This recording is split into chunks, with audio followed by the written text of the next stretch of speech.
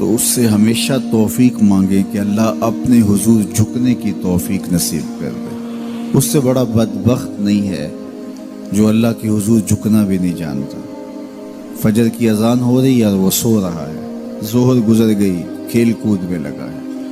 عصر گزر گئی وہ اپنے کاروبار میں منہمک ہے، مغرب عشاء گزر گئی اس کو خبر بھی نہیں، 5 نمازیں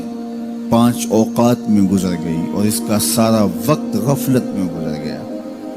کیسے چین کی نیند آ گئی، کیسا مسلمان ہے، کیسا کلمہ گو ہے۔ اللہ کے حضور سجدہ ریزی کی سارا دن توفیق نصیب نہیں ہوئی، پھر اگلا دن بھی یوں گزر گیا، زندگیاں گزر جاتی ہیں، توفیق سجدہ نصیب نہیں ہوتی۔ اس شخص سے بڑا بدبخت کوئی نہیں جس کو اللہ کے حضور جھکنا نصیب نہیں ہوتا۔ اور یہ بات ذہن میں رکھیے گا، اللہ جب کسی سے ناراض ہوتا ہے تو رزق بند نہیں کرتا، اس کے لیے آب و دانے کی بندش نہیں کر دیتا، اس کی دیگر ضروریات روک نہیں لیتا، اس کو ہر کچھ بہم پہنچ رہا ہوتا ہے، لیکن اللہ کسی سے ناراض ہو سجدے کی توفیق چھین لیتا ہے۔ بندہ سمجھتا میں نماز نہیں پڑھتا، میاں تو کون ہے، تجھے توفیق سجدہ ہی نہیں دی جا رہی، تو نے اللہ کو ناراض کر لیا ہے، وہ تجھے اپنی چوکھٹ پہ بلاتا ہی نہیں، اپنی دہلیز پہ تمہیں حاضری کا اذن ہی نہیں دے رہا۔ تو اس سے معافی مانگو اور 5 گانا باجماعت نماز شعار زندگی بناؤ۔ اللہ کے محبوب علیہ السلام نے ارشاد فرمایا، حضرت انس رضی اللہ تعالی عنہ کی مرویات سے ہے، صحیح بخاری میں یہ حدیث موجود ہے کہ آقا کریم نے ارشاد فرمایا، ان احدکم اذا صلی ینادی ربہ، تم میں سے جب کوئی شخص نماز پڑھتا ہے تو وہ اپنے رب سے سرگوشیاں کر رہا ہوتا ہے، یہ اپنے رب سے ہم کلام ہونا ہے۔ حضرت سہل بن عبداللہ تستری کسی جنگل میں رہتے تھے، کچھ لوگ انہیں ملنے گئے تو کسی نے پوچھا واپسی پہ کہ حضرت یہاں تنہائی میں دن اور راتیں کیسے کاٹتے ہو؟ تو حضرت سہل نے کہا تمہیں کس نے کہا ہے میں تنہا رہتا ہوں؟ کہا کسی نے کیا کہنا تھا، ہم خود دیکھ رہے ہیں آپ تنہا ہیں۔ فرمایا تم نے غلط دیکھا، میرا جب اس سے باتیں کرنے کو جی چاہتا ہے تو میں نماز کے لیے کھڑا ہو جاتا ہوں، اور جب اس کی باتیں سننے کو جی چاہتا ہے تو قرآن کھول کے بیٹھ جاتا ہوں، کبھی اپنی سناتا رہتا ہوں کبھی اس کی سنتا رہتا ہوں۔ تمہیں کس نے کہا میں تنہا رہتا ہوں؟ میں تو دم دم اپنے رب کے ساتھ رہتا ہوں۔ تو جو نماز پڑھتا ہے وہ اپنے رب سے سرگوشیاں کرتا ہے، وہ اپنے رب سے بات کرتا ہے، اپنے رب سے ہم کلام ہوتا ہے۔ تو خوش نصیب لوگ جنہیں 5 گانا نماز نصیب ہوتی ہے، اور پھر اگر اس کے آداب کی رعایت کے ساتھ نصیب ہو، نماز پڑھنے کا جو انداز ہے وہ نصیب ہو جائے،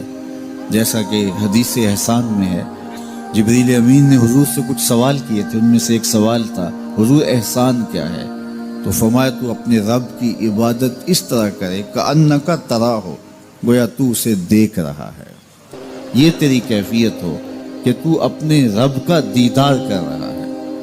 اللہ اکبر۔ حضرت سیدنا علی المرتضیٰ رضی اللہ تعالی عنہ سے کسی نے پوچھا کہ جس رب کی عبادت کرتے ہو کبھی اس کو دیکھا بھی ہے، کبھی اس کیفیت سے بھی گزرے ہو؟ تو فرمایا لم اعبد ربا لم اراہ، جب تک دیکھتا نہیں سجدہ ہی نہیں کرتا۔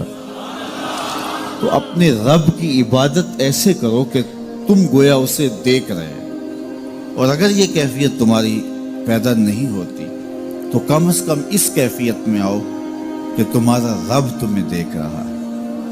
اور یہ تصور بھی کون سا کم ہے کہ میرا مالک مجھے محبت کی نگاہ سے دیکھ رہا ہے، اس تصور میں سرشاری طاری ہو جاتی ہے کہ میرا مالک مجھے دیکھ رہا ہے۔ تو وہ انتہائی کیفیت ہے کہ اپنے رب کی عبادت اس طرح کرو کہ گویا تم اسے دیکھ رہے، اور اگر وہ کیفیت طاری نہیں ہوتی تو اس کیفیت میں ڈوب جاؤ کہ وہ تمہیں دیکھ رہا ہے۔ اگر یہ کیفیت بھی نصیب ہو جائے تو نماز کی لذت نصیب ہو جائے، نماز کا سرور نصیب ہو جائے، نماز کا حظ پیدا ہو جائے۔ میں نے ایسے لوگ بھی دیکھے ہیں مسجد کی ہمسائیگی میں ہوتے ہیں، نماز کی توفیق نہیں ہوتی۔ بعض اوقات یہ دیکھنے میں آتا ہے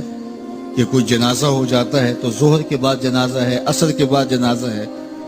تو گھر بالکل مسجد کے قریب ہے تو ظہر کے بعد میت اٹھائی جائے گی،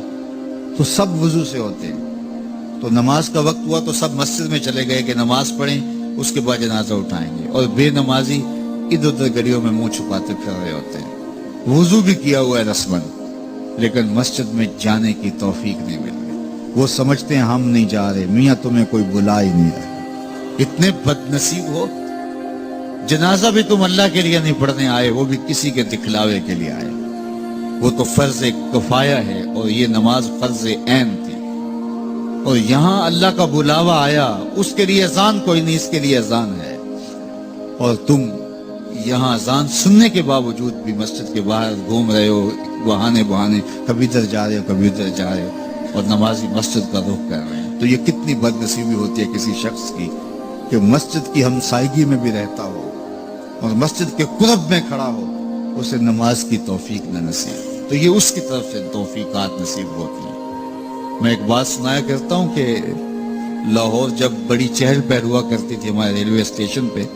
تو بہت سارے لوگ ریلوے کے ذریعے آیا کرتے تھے،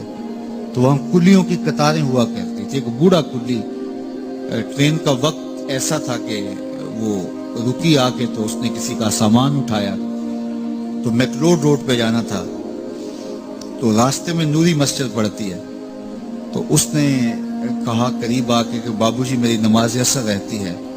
تو ذرا 2 منٹ کے لیے رکیے میں نماز پڑھ لوں، تو اس نے کہا ٹھیک ہے، سامان رکھا اور بابا جی اندر نماز پڑھنے چلے گئے، نماز ذرا اعتدال کے ساتھ پڑھتے تھے، رکوع و سجود اچھے طریقے سے کرتے تھے،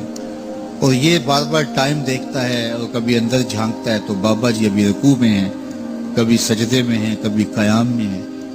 یہ کہتا ہے کہ میں جی مصیبت میں پھنس گیا کہ بابا جی نماز نہیں چھوڑ رہے، خیر بابا جی نے سلام پھیرا، ان کو تسبیحات فاطمہ پڑھنے کی عادت بھی تھی، وہ تسبیحات پڑھنے لگ گئے، تو اس کا پیمانہ صبر لبریز ہو گیا، وہ جہاں جوتے اتارتے تو وہاں جا کے اندر جھانک کے کہتا بابا آ بھی جا، تینوں کیڑی شے باہر نہیں آن دیندی، تو بابے نے یوں پلٹ کے دیکھا اور مسکرا کے کہا پتر جڑی شے تینوں اندر نہیں آن دیندی، وہ نہ بلائے تو بندہ قرب میں بھی کھڑا ہو تو اندر نہیں جا سکتا۔ اللہ سے توفیق مانگو کہ ہماری نسلوں میں بھی کوئی بے نمازی ہو، 5 گانا نماز کی عادت زندگی میں رچ بس جائے، ہماری اولادیں بھی رب کے حضور سجدہ ریز ہونے والے ہیں، قیامت کے دن جب حکم ہوگا کہ اللہ کو سجدہ کرو، بے نمازی اس دن تو چاہیں گے سجدہ کریں، آج کوئی نماز پڑھتا یا نہیں پڑھتا، اس دن تو ہر کوئی چاہے گا کہ آج سجدہ کریں، لیکن بے نمازی چاہے گا کمر اکڑ جائے گا، سجدہ کر نہیں سکے گا۔ قرآن بتاتا ہے کچھ لوگ جہنم کی طرف دھکیل کے لے جائے جا رہے ہوں گے، ان کو کچھ لوگ پوچھیں گے ما سلککم فی سقر، تم جہنم کو کیوں جا رہے ہو، تو وہ کہیں گے لم نکو من المصلی، ہم نماز نہیں پڑھا کرتے تھے۔ تو 5 گانا نماز یہ زندگی میں شامل کر لو، کبھی بھی نماز قضا نہ ہونے پائے، قیامت کے دن بے نمازی کو اللہ دشمنان خدا کی صف میں کھڑا کر دے گا، جہاں نمرود کھڑا ہوگا، جہاں فرعون کھڑا ہوگا، جہاں حامان کھڑا ہوگا۔